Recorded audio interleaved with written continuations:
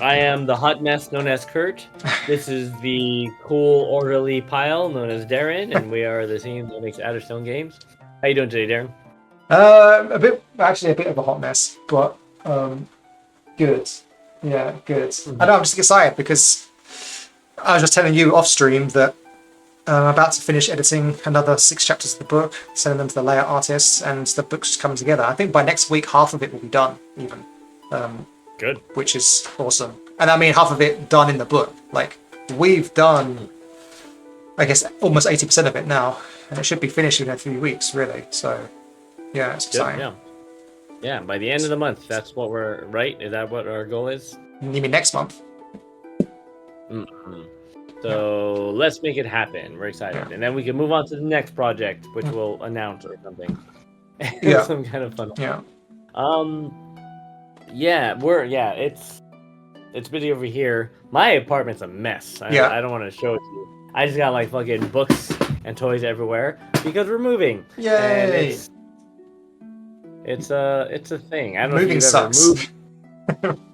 I don't know if you've ever moved before. Yeah, Well, I did move into this house. I don't want to get a big tangent about it, but we did hire a moving company. That's my Yeah. first time I've ever done that in my life. Usually, I don't know how it is in Britain, but in America, when you move, you just find a friend with a truck, and Yeah. then find 4 other friends that will work Yeah. for beer, and then Yeah. that's how you usually do it. That's what I would have done, but we were moving during the pandemic and we were legally not allowed to do that.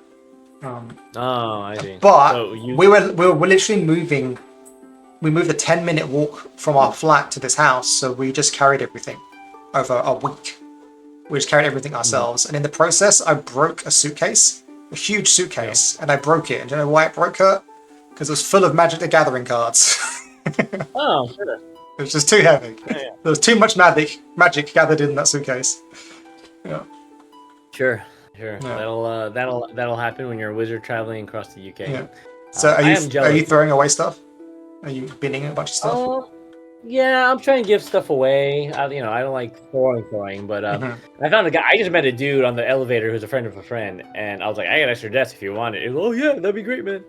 So Nice. just like finding people to give stuff to. And then we went to a youth shop was owned. It was like a Vietnamese expat, and like all the employees are Vietnamese in Japan, and the place is just like the most like hole in the wall place with like tons of like all these random appliances. And it felt like home because it was like California. Like you have all the places in California, like all these like immigrants that just have like a business, but they're wheeling dealing and like, all right, let's do this, and we're both speaking like broken Japanese, but Yeah. it's dope. That's Nice. the So it's- when are you it's moving nice in? Do you know? We are getting the keys tomorrow, Cool. and we're officially moving in 2 weeks, August 12th.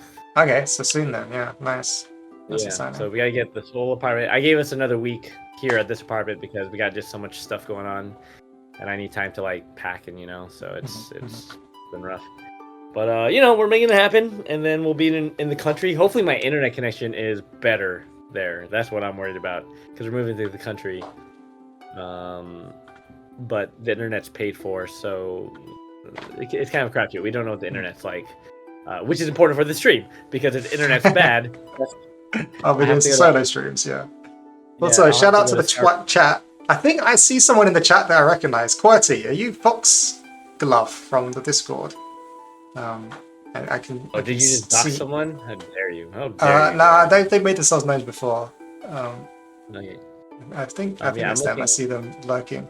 Maybe I shouldn't say Okay, who's well- lurking, but Well, if you're lurking, feel free pretty to keep vocal. lurking. If you want to chat, go ahead and chat. If you're watching this on YouTube, leave a comment in the chat. Speaking of which, are there any comments from Oh, YouTube good this point. week? I don't think so. I am.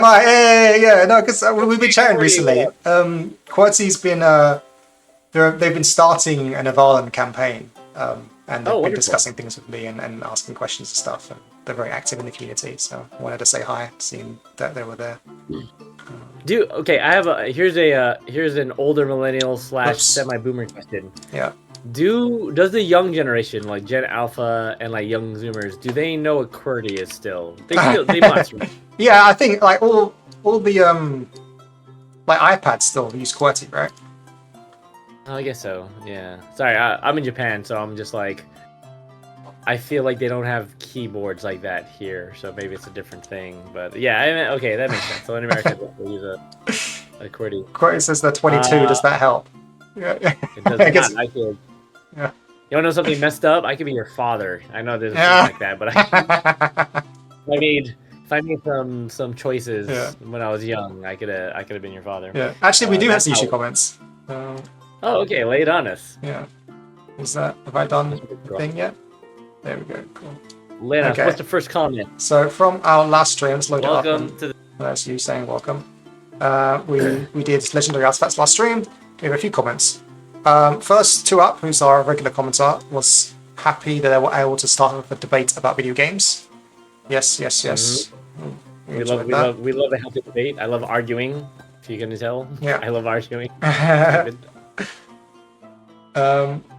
And then Two Up says, "I love the new world map, so detailed, but also clean and uncluttered. Looking forward to the coloured version. Well, I've got some good news for you in about 10 minutes." Ooh. And Beep, who's just exposed themselves as another alter alias of Foxglove, aka QWERTY, in the chat, has said, seconding a 450-page version. No! All the lore! Just add a glossary, easy finding. So no. You may have misunderstood there, QWERTY. It wasn't 450 pages because there was more stuff in it. It was 450 pages because the titles and the font was bigger. It was literally the same quantity of stuff, just bigger. You know, for the hard of sight, for the elderly folk. Yeah. Well, as you're editing, is there anything? Are you like editing out any content because there's no space? Is there much of that? Actually, I have been doing that the past few days, which is kind of sad. Because you're saving it, right? Nod yes. Yes, I am saving it. It goes to the bottom of the document. Okay, good. So there will be another. Okay, I'll reply to this later. Yeah, expanded PDF version later. And QWERTY says one of them is also you under yet another your names, and you like your random names. I appreciate that. I also like random names. Sorry if we're now uniting all your random names, so you're no longer anonymous in all these different spaces. Yeah, I want you to keep your anonymity. Just keep joining the chat with different names. Fortunately, we don't know your true name, so that's good. Don't let us know your true name. That would be your downfall. Yeah, please don't. Yeah. Danny, don't ever come in here saying your name's Danny. But my name is Kurt, and his name is Darren, and we have more things to show you, don't we? Like the true names of a map. Is that the thing? Yeah, this is the almost final finished version of the map. I believe this is the final version that my cartographer will get her hands on, and then the last version will be me just tweaking some things once I get the full files that have all the layers. Ooh, I do that with a lot of art. Like even when the artist is finished with it, I'll still alter some things. I spy a little drag in the north. Yeah, we have a drag here. And what is that in the ocean? Is that a specific monster to the east? No, it's not. It's a hydra. Now, this was because I didn't want to give the cartographer like more references to like our specific creature, the Yavonk, and the way it looks. And so I just said like a hydra-like creature. And I think that works even better because the Yavonk is such an elusive creature that most people don't know exactly what it looks like. And for a Raxian cartographer, it's just going to be a hydra to them. So I think it works. Sure. Yeah. I can see that. Yeah. I can vibe with that. Cool. So yeah, this is the map as is. The biggest changes from last time is obviously the color, but also these seafaring lanes have been added to show like where trade routes are and what the major hubs are. And the major ports have like an anchor next to them. And then other places that are commonly visited by ships just have dotted lines going there. I didn't do that for the Penavunk Isles because A, it's not mapped very well, and B, it would just be lines everywhere because that's all they do is sail around. Yeah. Can we plug your cartographer again? What's their name? Yeah, Melissa Nash. She is an author as well. She writes fiction. I think it's often inspired by similar kind of themes that we have. It's often Fae orientated, I think. She has her own book series. And she does a lot of maps for other book writers in the RPG, gaming, and fiction kind of genres. So yeah, Melissa Nash, she's great. She's from the UK. Big ups to Melissa Nash. And if you need a map, send her up. And also she's like a cartographer. I also have to imagine that most cartographers nowadays, is that like a thing? Is that like a job people still have? Like, is there a full-time cartographer? There must. Yeah, there's a be, bunch of them. Yeah.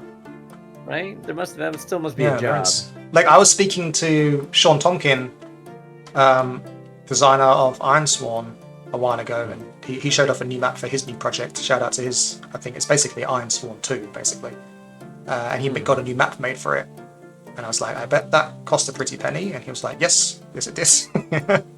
Yeah, he hired a very exceptional artist, and they did exceptional work. I guess what I mean is, are there cartographers that make a full-time living doing real-world photography? Real-world photography. Like, I mean, yeah. That's literally a job for people. Like, shout out to Mapmen. Do you know Mapmen on YouTube? I do not.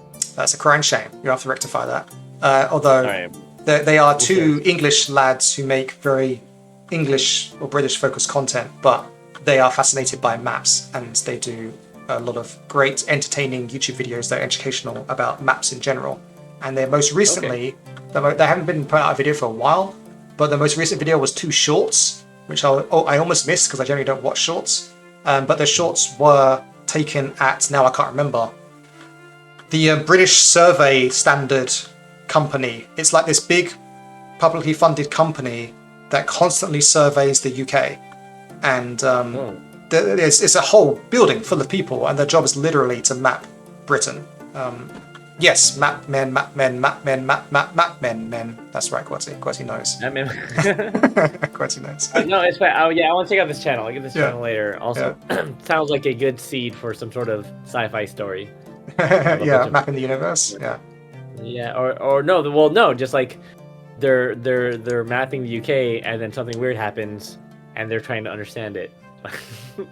Like some weird thing appears, and they don't know why. So, okay, very cool. But our map, the Raxian map of Avalon, was wonderful. So good job, Melissa. Yeah, it's amazing. That's so good. All right, cool. Sure. Oh, wait, final one for Quetzy. The Fab, talking about Mapmen, I think my favorite is that video on how many countries there is in the world and how nobody can agree on how many countries there is. Yeah, they have a few videos like that where it's depends who you ask is the answer. Yeah. Oh, sure. Well, that kind of makes sense. Yeah. China's always changing. It's a stickler, yeah. And depending on which side you're on and watching this video, I agree with you. Yeah, right there. Yeah.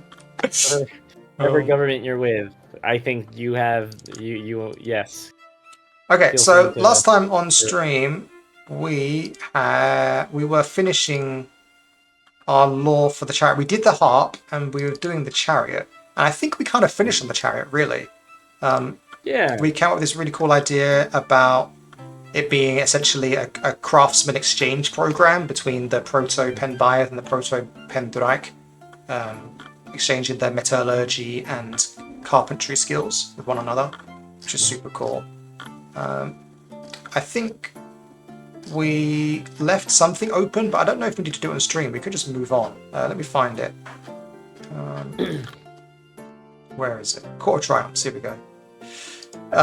Where did it come from? We said where it comes from. We said how might heroes gain access to it today?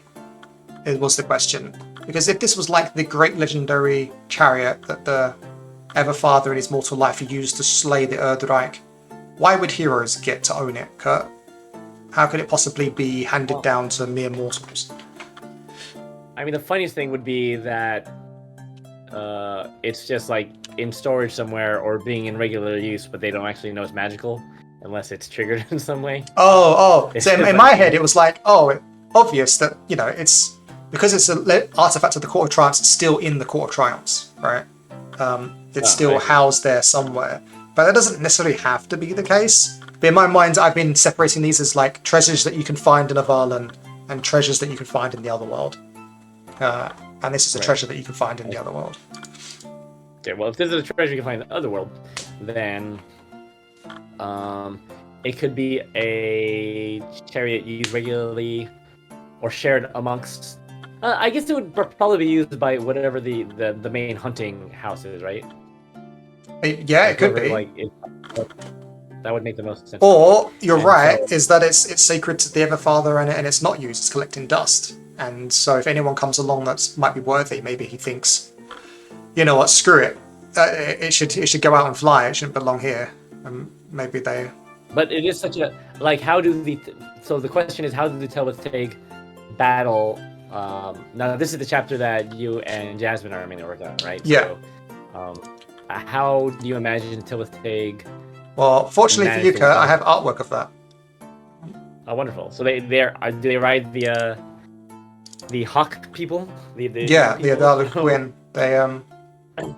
They ride the backs of these giant eagles and fight thrice in the sky, above the mountain, the great mountain of the Everfather, which is awesome. Right? Oh, that's what. Yeah. I remember that. Yeah.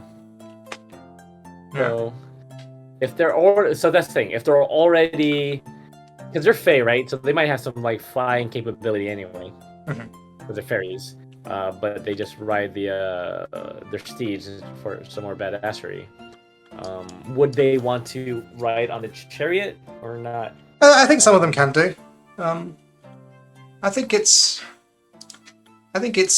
fine if like so. We've already kind of said that we don't want the gods really interfering with Avalon very much, right? Directly. So how can they interfere? Well, one way is to give gifts, right? Like, if the Everfather gives them the gift of this magical chariot, that would definitely sway things in the direction of whoever he gives it to, right? So that's a power that they have. It's kind of like soft power, you know? Sure.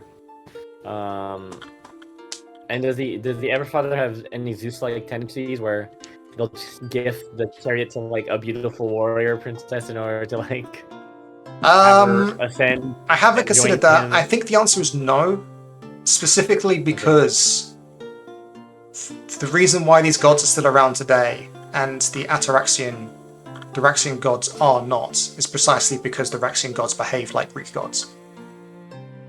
And the humans couldn't put up with their shit.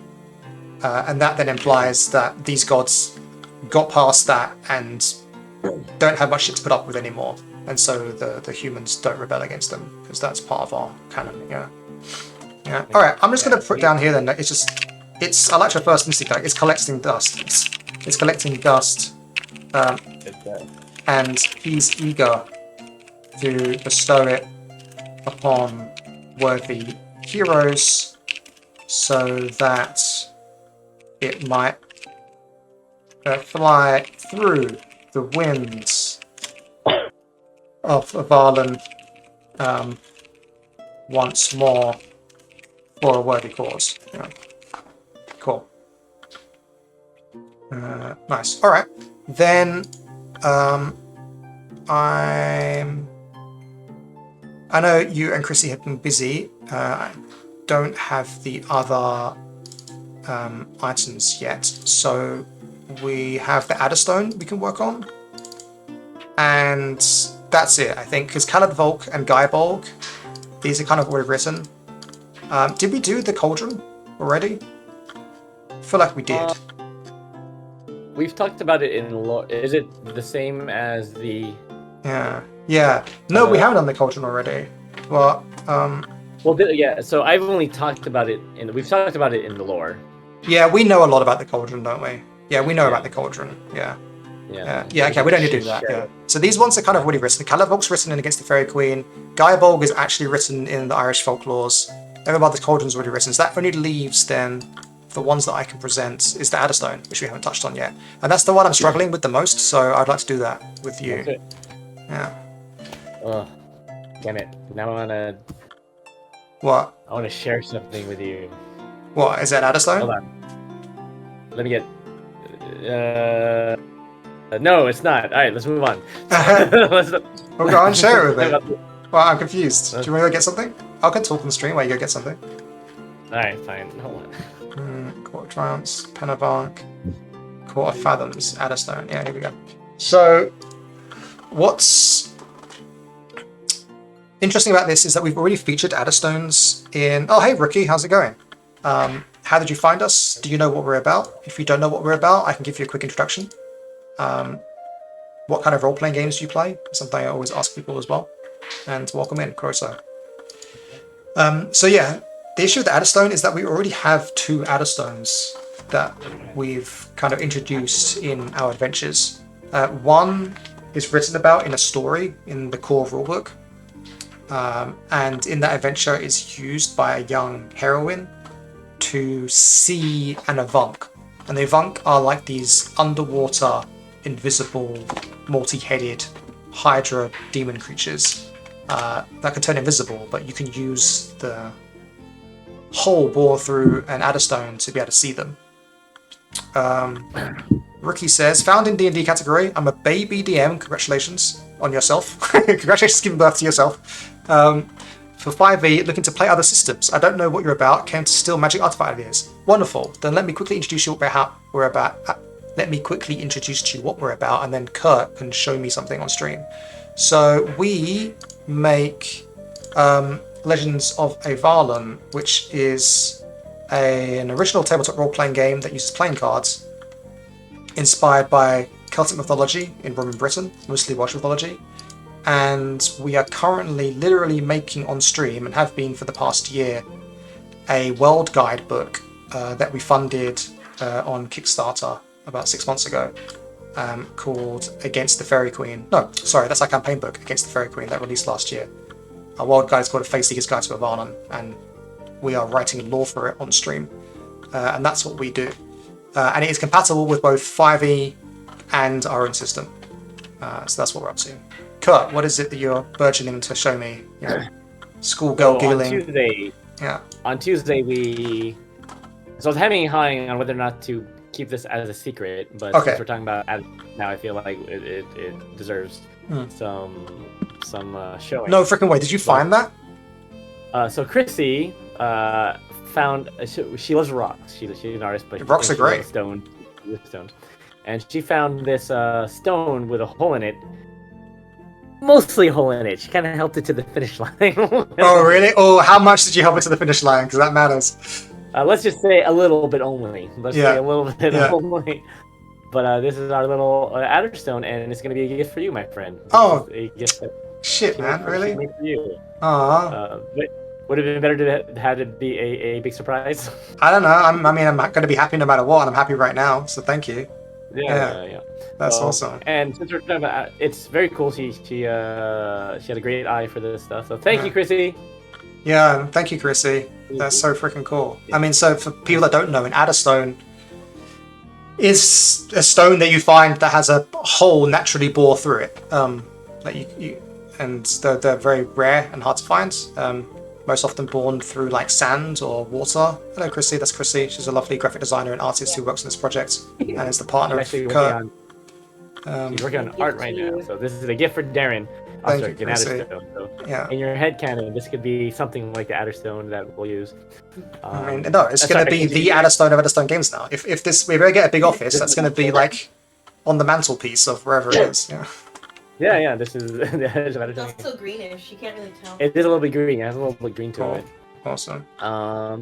Yeah, it's weird. I know rocks are just rocks to many people, but so interesting when you're on a riverbed. We're in a beautiful riverbed in Japan, and seeing all the different rocks and how different and beautiful they are, and how they just sort of carry time with them. I think that's something that's interesting to me.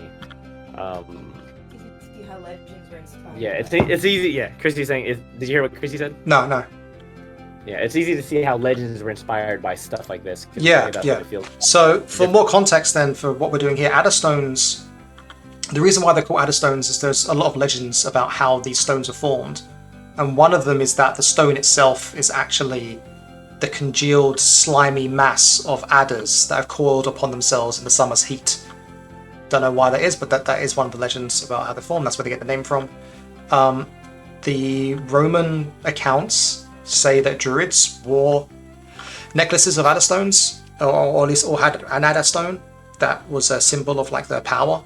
A lot of the Celtic and Welsh tales tell of people having objects like adderstones and being able to use them to see things that can't be seen, either seeing into different worlds or seeing things that aren't there, such as invisible creatures like the Avunk.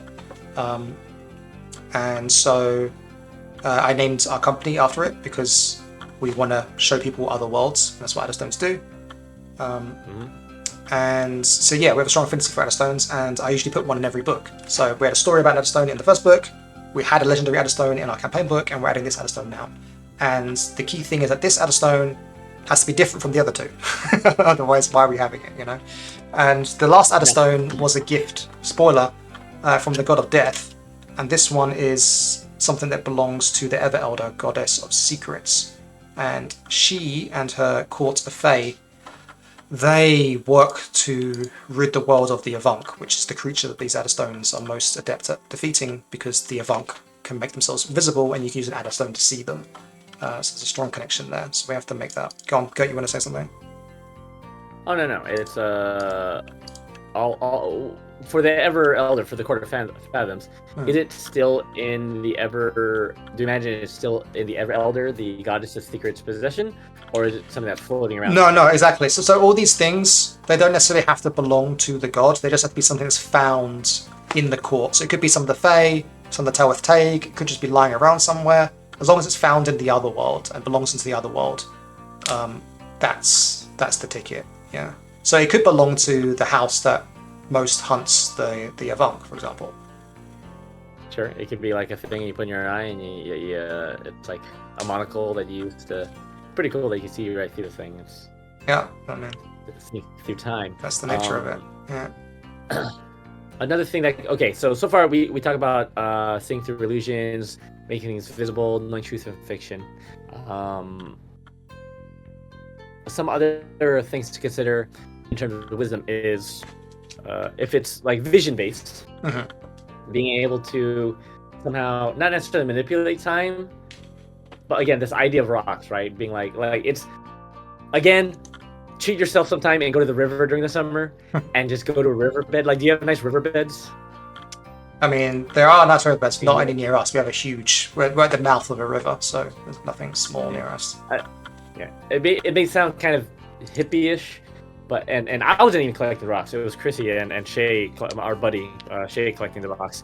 But there's something interesting about the sort of weight of history that's like imbued in all of these rocks, and I think that's something that can be interesting too, where you could view time or understand time. Like, for example, looking at a place and then sort of like seeing time, like you can't manipulate time, but you can like view time and what was there in the past or something. Oh, that's interesting. And that, yeah. That's really cool. Because you kind of do that with the rocks. Like when you look at rock, it's like sediment, right? Like multiple layers of sediment, and you see the history in the sediment of the rocks. Imagine an Adderstone when you look through it and you like see what was there in the past, but it kind of like go. I mean, maybe it's faster than like actual time, but you kind of reverse the arrow of time when you look through it. Okay. And that's kind of like oriented to wisdom. Yeah, I hear what you're saying. That's really cool. So two things. One, Diggs in the chat, who has now just given me this Adderstone. Thank you, Diggs. Was also the illustrator for this Adderstone. she drew this Adderstone, and it's beautiful. Hey, that's true. And she gives you 2 Adderstones. Look Yeah, at that, she gave me 2 Adderstones now. Yeah. That's amazing. Like, she literally. Oh god, I gotta show you. Alright, sorry. This what? You have your box of stones. Okay. Okay. In that case, then, while talking, because there are new people in chat, for context, I'll show you what an Avunk is. Let's show you some more art from our upcoming book, Ever Elder's Realm. No, that's a map. 1 second. Spread. This is folders full of art, by the way, for this book. Ever Elder's Realm. This is an Avunk. There's a lot of different ways that they're depicted in folklore, and ours is a little bit unique. But this is what an Avunk is in our world, and these heroes are battling it within the Ever Elder's Realm, which is why it's underwater and the sea is above you, and it's all weird and coral-like. Yeah. Go on, Kurt, what's up? No, she just brought back 3 bags worth of rocks from different places. Sorry. Anyway, tons of stones, and this was an interesting one. So, I think it's interesting. They're like treasures. There's something valuable about them. I get the appeal. Okay. So what I was going to say was that you are right. I like your time looking idea. I already have something like that in the game. One of our starting professions is the scavenger, and I gave them. It was inspired by Aragon. You know the scene when Merry and Pippin go missing in the forest, and they were taken away by the Uruk-hai, and the Aragon comes across like a battle scene, And then he looks at the battle scene and he follows the tracks and he tells you the story of what happened here by seeing the tracks. And then he comes to realize that they escaped into the forest. I was inspired by that, and I gave the scavenger this ability called Wild Sight that allows you to exert yourself and spend 10 minutes studying a scene. You read the events that transpired within the scene over the last 24 hours and spot anything hidden or shrouded by illusion. So then we have two thoughts. One is we can make an ability that is exactly that, and it's just special because you get it from the magical item, or we have to make it somewhat different to this to keep this one still unique and that one different. And I suppose the timeline is different. Like, this is 24 hours ago. Maybe that's not long enough ago. Like, your one is like 100 years ago, but then does that have any power? Like, does it have to be a specific time? Can it be any time? If any time is too much? Like, also, I feel sorry for the game master, who then has to, like, the player says, okay, what happened here yesterday? And then what happened the day before that? And then what happened 3 days before that? You know? So how do we, like, mitigate that? That's where we're stuck at the moment. That's where my head is at. But we can work past it, I think. So, any thoughts on that? Sure. I mean, my thought, I mean, maybe I'm too loose with it. It just feels like a bunch of whatever impressions the game master feels is relevant. They can just like give that impression, so it could be like a hint item, right, to move story along.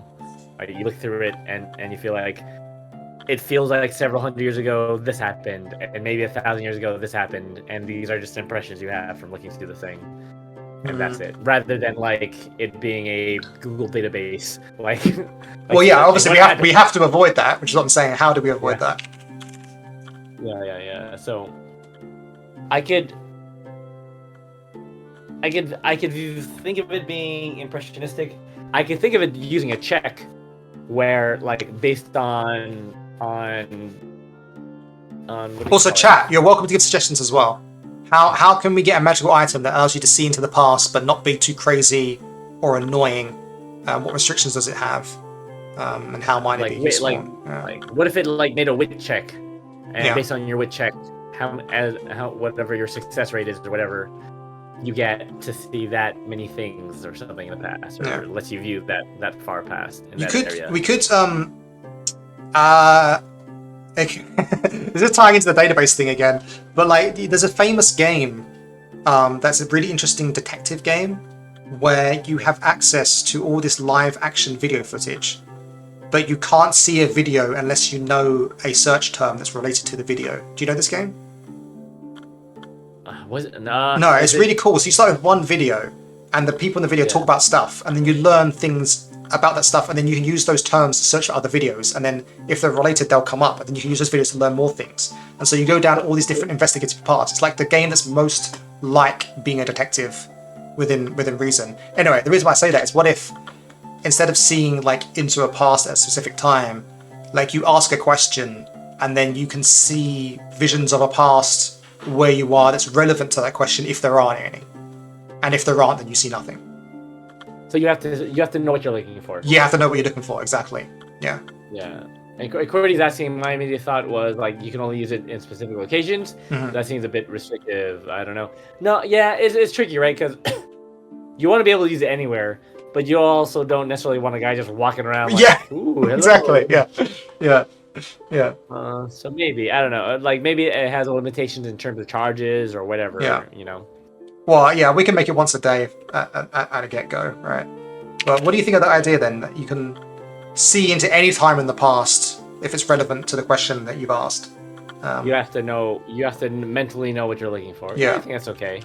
That's interesting because it's just the limits of data processing, right? Like even if it's not like a computer, the universe has information, and so. Like that's the thing in physics, isn't it? You're the scientist, isn't that the thing? Like we believe that the universe exists kind of as information and there's a lot of spooky, strange stuff with regards to information and the way that the universe operates. There's a lot of weird models as well. Like my favorite one that is very strange is the holographic principle. I might have talked about this before on stream. I'm not sure. It's an actual truth. It's weird. Like this model actually works. Whether it's real or not, we don't know. But it's possible to map the entire contents of a 3D object on its surface. Like, you can contain all the information inside a 3D space on a 2D surface, which it still blows my mind. I know how it works, but it still bothers me. Sure. So basically, it's like a weird cross-dimensional thing, right? It basically makes use of the Ever Elders. Okay, so I like this. So then then here's the question. So I already wrote down 3 things for this thing, and now I kind of want to get rid of them because I don't know, 4 things just seems like too much. So we had sight through illusions, able to know truth from fictions, able to become invisible yourself, and then now you can see into the past for something you're looking for if it's there. Which of these goes? Because I don't know, just 3 is a better number than 4, you know? I feel like if you're able to see into the past, you Yeah. probably don't need to see through illusions because that will probably be the same ability essentially, right? No. Okay, I take it back. This is the one that has to stay because this is how you see the Avant, right? It has to be relevant against the Avant. Ah, I see. Yeah. So seeing the past, able to know truth or fiction. Then it has to be one of these 2. Actually, yeah, so you asked that question, maybe realize no. The answer is it has to be one of these 2 that goes. Yeah. Okay. Hold on. I want to read Cordy's comment real quick. Yeah. I was also thinking like if it becomes relevant in a module, you guys would be writing every page like, and just in case they look through this. Wait. Can you read that slower? Sorry, I can't hear what you're saying. Oh. I was also thinking like if it becomes relevant in a module, you guys would be writing every page like, and just in case they look through this, this is what they might see. Well, that sounds like a no. I think game masters are just kind of have to know how to roll with it. Yeah. And but we give enough information in a module to be like, this is the history of the thing, and they can sort of decide. I do, and I do imagine that these items specifically, these kind of things, they're so powerful and they're so hidden in the world that getting them is a quest unto itself. And usually it's something you're doing for a purpose, right? Like we're imagining with this kind of stuff, this is a gift for the game master. Like if they want to tell a story that involves the past, then the heroes acquiring this item can help them do that. So it becomes a part of the adventure, is what I'm imagining. And then the adventure revolves around this item. And then often I'm also imagining, I might write this in the book, but these kinds of items should be passed on to other adventurers. Like I don't think they could be owned by someone. I don't think someone then owns this Adderstone and then I feel like they'd have to return it. You know what I mean? Like it's only temporary. That can't always be true. Like maybe they keep it forever, but that's the way I feel about these things. They're bigger than they're not a treasure that you find. They're more than that. Yeah. Right. Yeah. Okay. So I think able to come in. I actually don't like either of these things now that I'm looking at them. Like. How about it summons a mini Avank?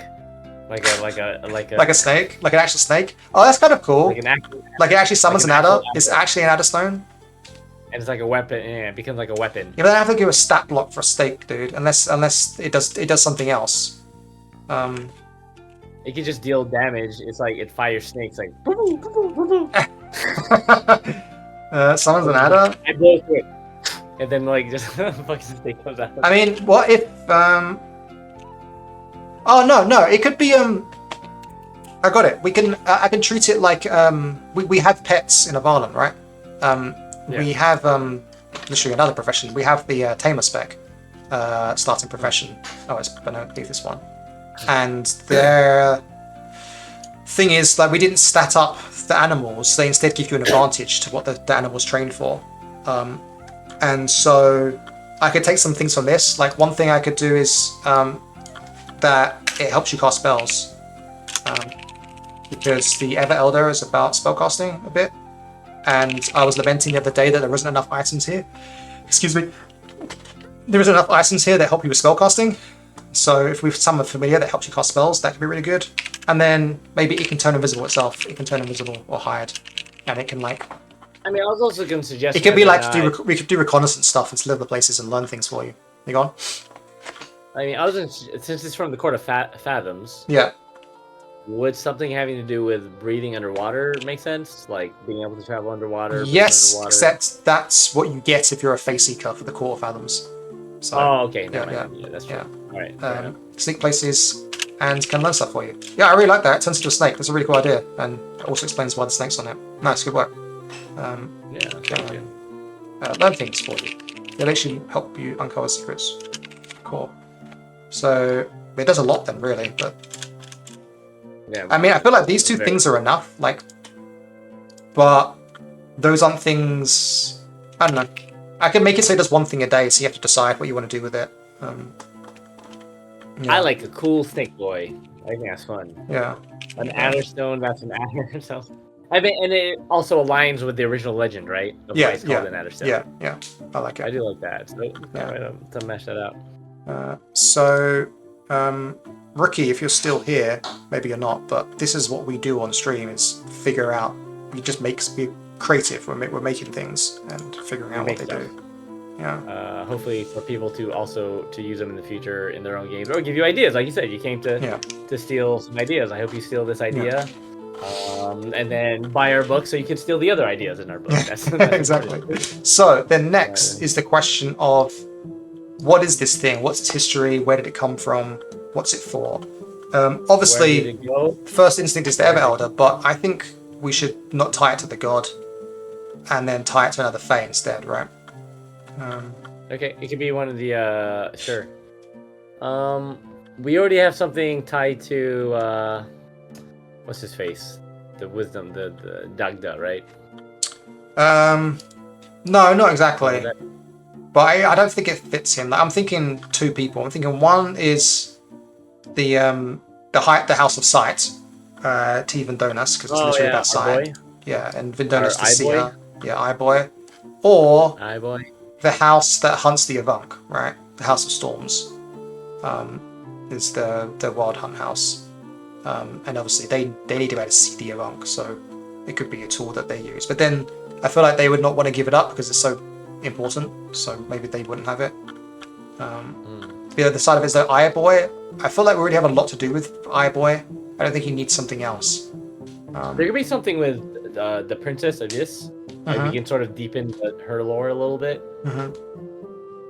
Like, because the idea is that this is so we're sort of drawing inspiration from the legendary city of Is, which was the like a city in the ocean that eventually sank, and so she's like the princess of it, and she has a key and lock around her necklace.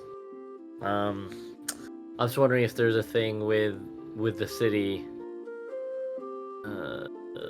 They manufactured adderstones. No, that's not good. She also has her. Did I put that down? Did we keep that in? Like she has her pet. She has like her pet. Yeah, I kept that. Wait, no, I haven't got a particular name, but she does keep the She does keep serpents, right? That's what you said. Oh yeah. She has sea serpents. Yeah. It could be related to that somehow, like her family's affinity with it. Okay, let's just have a quick review of all the Fae and just see if anything strikes us. So obviously there's the Ever Elder, that could work easily. She even has themes of snakes in her hair and things like that. Vendonas the Seer, that also works. He likes seeing stuff and eyes. Nissian, Smoking Room. Diplomat, charismatic Fae, who's kind of resolves disputes. That doesn't fit. Sanuna is a socialite who people bring gifts to. So she gets to sift through a lot of stuff. So this is one of the things that she could find. This could be like one of the trinkets that she has. It's just like a thing she found. Yeah. That's fine. Oh yeah, you're right. We need to think about where it came from as well. Yeah, it should be a thing she found. Yeah. Why does it have his magical power? I mean, it could just be that. It's just an adderstone, right?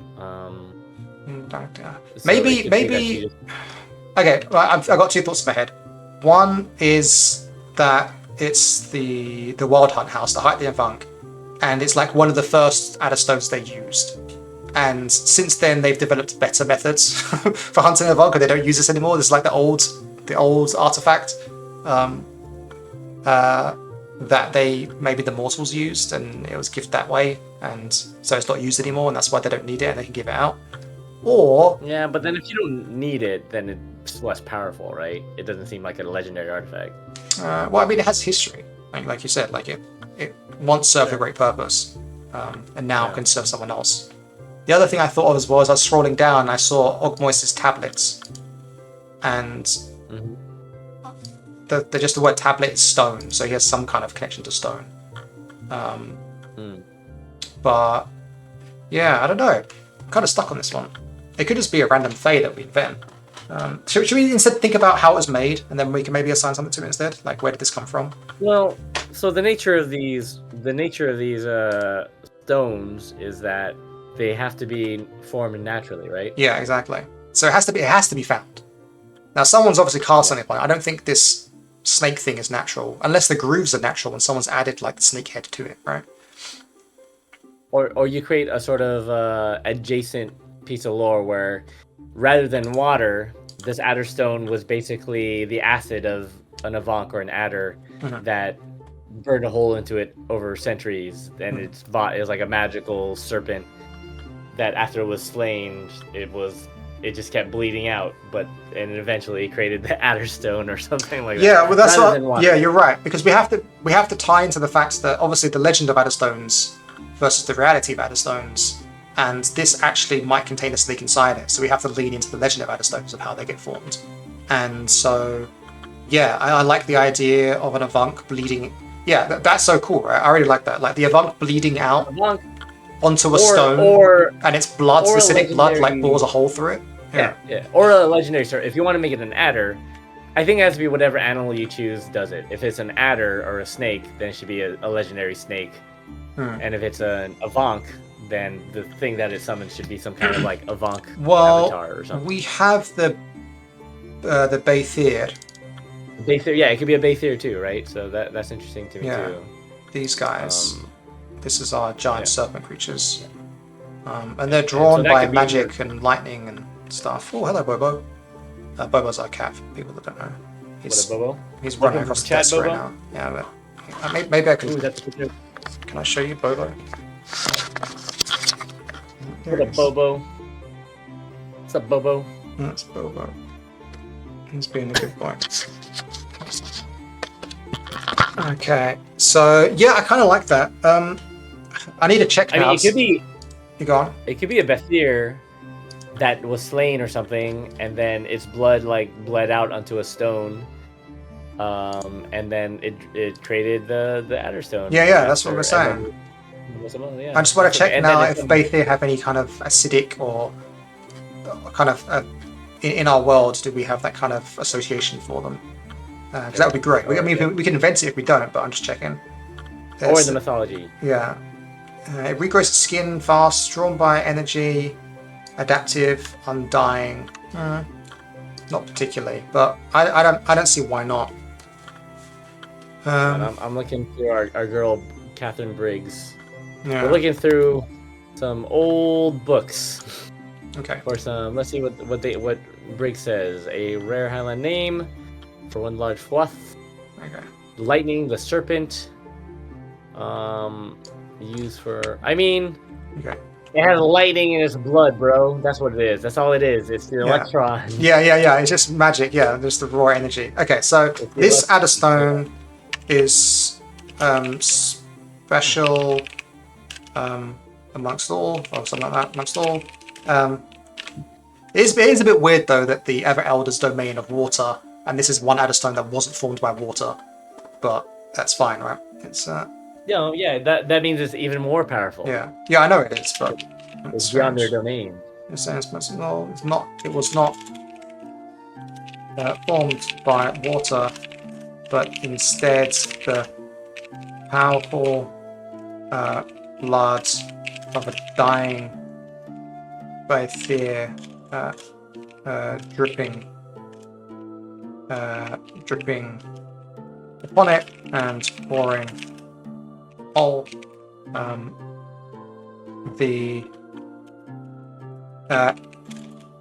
mean, that just explains why it's so magical as well, right? The magic and serpent essence still holds within it. Okay, so that's how it was formed. Do we want to have a particular hero that slay this Baythir? Like a particular tale with Taig, perhaps?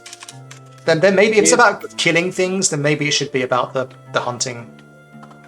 Sure. The hunting guys. and then they discovered it like a century later when they came back or something. Oh, I forgot something. Yeah. Well, maybe you're right. Maybe it's not the hunting guys. Maybe the hunting guy did it, but then someone else found it later. Say it again.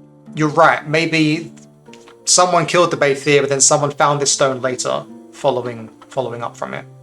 Sure. I mean, it could be that guy too. It's up to you, but it's Yeah. okay to make it separate guys too. I feel like Ogmios might be actually a good candidate for this. Yeah, Like, what if because well, he's kind of like a Hercules type character. What if he like wrestled with a Bethir and he Ooh. like strangled it, and he just like left it there. but And then, like, he came back strangling in is and- renowned for not leaving much blood behind. Oh no, he ripped off his head. Whatever. Yeah. He, Yeah. like snapped it. Something. He. All right, and I something like that because that gets to include, like you just said, more from Ogmios. Because Yeah, we don't really he- mention that side of him here, I don't think. Yeah, he's kind of like an old fogey type, Okay. but Yeah. he's also just like this super ripped old man, Okay. Fae. So of the sea. The Baythir. Okay, this is not the way it'll be written, but I'm writing it down now. The Baythir was killed by I always forget how to say his name. Ogmios. Yeah, he's Ogmios, who wrestled with by Talwith Ogmios, who wrestled with it and tore off its head. Can we do something like he collapsed, or like he fell unconscious from the battle and then woke up like a year later and then found the stone there? Sure. Yeah.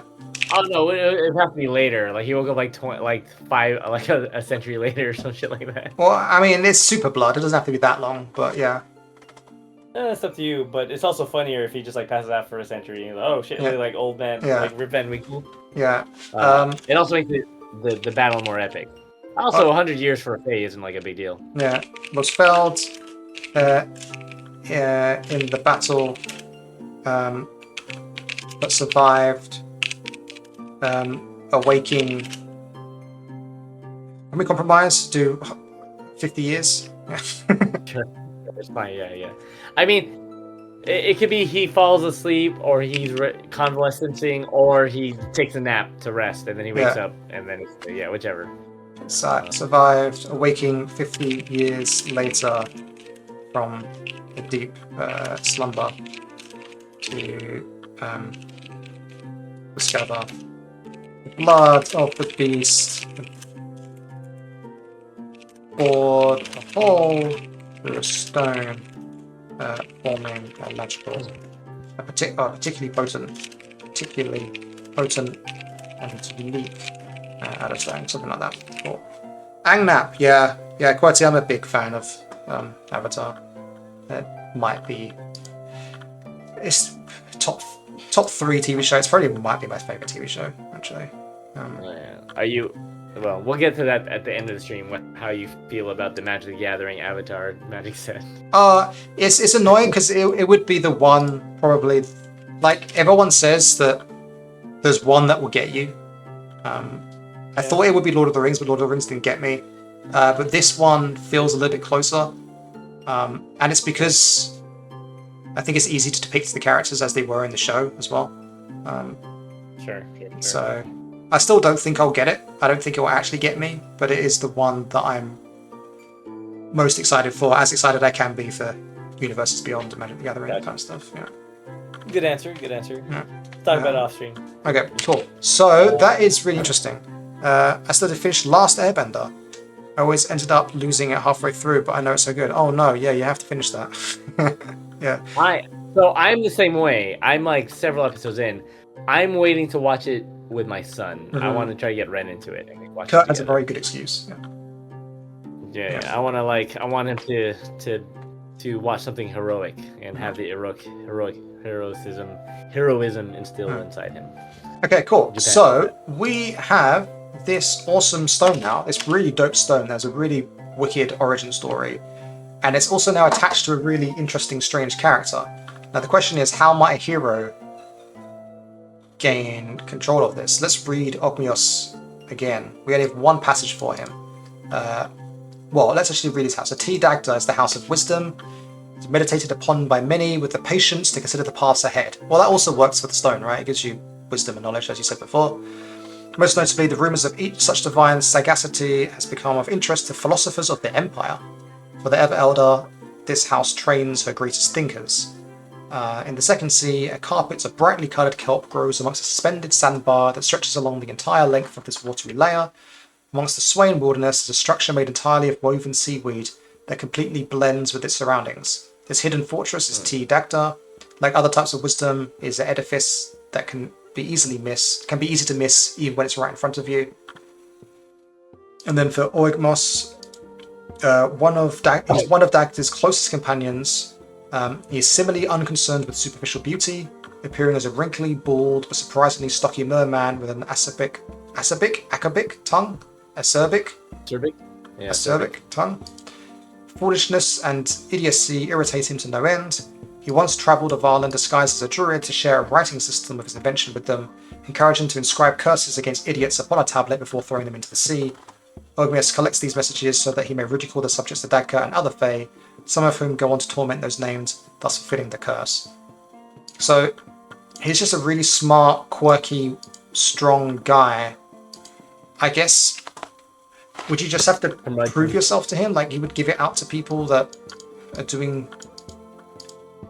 Like, I guess if people want to understand something, like, is he...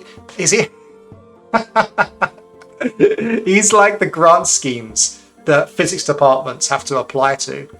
And they have to say, like, guy, we need £100,000 so that we can research this particular really interesting niche super question, and here's all the reasons why it'll be beneficial to humanity. Sure. Yeah. Yeah, like that. Yeah, he's the final boss of the academic department. or the chair. He's like the chair, right? Yeah. Like technically still the head, but he's like the first chair or whatever. Yeah. Cool. Ogmios is known to loan, I guess. There's the loan idea. Loan the stone. Loan the stone. To heroes wishing to uncover a particular secret of the past. The more niche and inconsequential, the better. No, the more niche, but he's also the god of eloquence, right? Yes. So he fucking hates idiocy and foolishness, but he respects eloquence and wit. Yes. So someone just has to make a really good pitch poem or argue pitch. Yeah. To convince him, he might be down. Another piece which says, so long as they give an exceptionally eloquent and lengthy plea as to why what they wish to know is so important. Yeah. And it could be a poem. It could be be a poem, right? Like be music. It could be that. Okay, I'll get rid of the lengthy part. It's actually eloquent plea as to why they wish to know what they wish to know. Yeah, because eloquent could not be lengthy. Eloquent could just be a 3-word plea that is perfect, and he might be like, "All right, bet," and then I'll just I'll give it up. So I like that. I like that character. I think he's an interesting Tilisteg. So giving him a bit more background and something to play with and players to interact with. I think that's fun. Yeah, and once again, I am just enamored with something that we've made. Like I just love it. I think it's so cool and interesting. It would lead to interesting stories and adventures. And it just kind of captures the imagination a little bit as well. And isn't that what this is all about? It really is, Kurt. That's exactly what it's all about. And there we do. We did it live on stream in front of people. You can see how the creative process works. At least our creative process, anyway. We're the AI. We're the algorithm. Also, Cordy says you want the story for the magic cards, and that makes sense. And then also your brothers watched the whole thing, and you're still waiting to pick it back up. Yeah, that's fair. Just set aside some time when next time you have a weekend off. Just jump back in. You have our permission. Yeah, exactly. Because that's fun. I mean, like I said, we're moving soon. Once we get settled in, maybe I'll jump into it. That'd be fun. Maybe I'll jump into to some Airbender with my son. I just had a thought as well that What up? I was just looking at Chris's drawing and seeing the pearl beads around it, and I was thinking, well, what do they do then? What are they for? And I realized that maybe once it turns into a snake, those beads kind of bind it, and so it still like listens to the master, as it were. It like contains it. Oh, sure. It's like a control. So if the beads are broken when you summon the serpent, it might be out of control. Like it's like a. Well, it would escape. It would just escape or something. Yeah. But is the adder, is the spirit within, is it intelligent? Like, can it try to trick you? Like it's like the serpent in the Garden Eden. Is it trying to like convince you to let it loose? Like, oh, we're friends, right? Nah, I'm not going down that path. That's probably too much. But it's just a magical entity. Fine. But I will say. Okay, fine. Just imagine it. That's like super secret stuff, right? So the beads bind the serpent when it is released. If the beads are broken before it is released, the serpent will not listen to commands and try to escape. Something like that. Yep. We have a great question in the chat, by the way. Oh yeah. Cordy again. And they say, I'm actually thinking while I wait for the years to schedule my actual party to play, I could GM just for my brother by himself and see what he thinks. But I don't know how well it would work for one player. So we've had I have some thoughts. Yeah, go on. So you tell your thoughts first. We've had this question before, but you answer. Yeah. Well, my thoughts, so what you should be aware of, Cordy, is one, some developers develop role-playing games just for one player, i.e. you play with a book. So it's possible to play a role-playing game type stuff alone. Yeah. Two, if you have a good relationship with your brother and it's fun for you guys, then I say go for it. When I was younger, I used to dungeon master games for my younger brother sometimes, because sometimes my older brother wouldn't be there, or we were traveling, and it would just be us and we want to play D&D, and so I would just run like adventures for him. And I think that's totally fine. I think it's fine to run solo adventures. TSR, the predecessors for Wizards of the Coast, also made solo adventures, and I think that can be great as well. So I encourage it. Thoughts, Darren? My thoughts are I agree with everything Cook just said, but from a game perspective, Legends of Avalon was designed to encourage teamwork. And the game heavily relies upon players working together. Obviously, when you have one player, that's literally not possible. However, so my tip is that I would encourage, if you're playing with one player, you can give them an ally of some sort. Whether they have two characters that are kind of like a pair that they play as, a character with a subordinate or a hireling, or a friend or a companion, or if that's too much, give them an animal companion. Like, make them a tamer, but give them an animal companion plus. Make it the animal companion for the tamer is quite easy to neutralize in a fight or to lose. Make it just a little bit stronger and allow the animal companions to be a bit smarter so they can help them with things and assist them. So give them advantages, things like that, because that's an important part of the game. So yeah, have them work together. Would you, as the game master, basically have the player be the main controller of the pet or the steed or what have you? Or would it be sort of shared between the game master and the player a little bit? No. The pets in the pet for the tamer does as you command by making checks for it. But I would say if you're doing this kind of thing, I would have maybe like full control, except when you're doing rare, difficult things, and then make a check. And if the check fails, then that's when the GM takes over and says what the animal does instead of doing what you wanted it to do, basically. Yeah. So yeah, I've only recommend giving the control of the pet over to the game master if the player fails in a check and to give it a command, basically. All right, so we'll stop here then. Yeah, play games. If you want to play games and you have someone to play, just play games. That's important. I've been playing a really good game recently that I really want to tell you about, but stream time's finished already. And yeah, I'll just be talking about a game that I like. But I'll tell you, the game name is called The Altars. If anyone watching knows about the altars, feel free to talk to me about it, but don't give me spoilers. But I highly recommend it. It's on Game Pass as well. Yeah. Cool. All right. Take care, everyone. We'll see you next week. Right. You good normal time next week, Kurt? You think? Not sure. Yeah, that will be the first night officially in my new place. Oh no, that's not true. No, it's the weekend after that. It's the week after that. Yeah. Oh, the weekend. Oh no, yeah. So next Thursday should be fine. Yeah. Next Thursday. Right. Well, thank you for coming by, Thank Querty. Thank you for popping in, Rookie. Thank you for your artwork, Diggs. Thank you for the Addison as well. I'm actually truly touched. Like, it's just really wonderful. We'll get it to you somehow. We'll figure out how to get it. Well, we'll see each other again, of course. So it'll happen. Yeah. I'd rather tell you from you personally and give you a hug than somehow receive it through other means. Yeah. So you hold on to it I for want now. to see you display it at a gaming convention. Oh, 100%. Yeah, we'll go. Anytime we do something official for Addison Games, it'll be there. Yeah. Cool. Give Chrissy the bigger hug. She's Oh, you know, yeah. I wasn't talking about you, Carrot. I was talking about Chrissy. Okay, give her a Don't hug. you worry. Yeah. All right. Okay. Bye, everyone. See you next week. Take care. All right, later. We will see you later.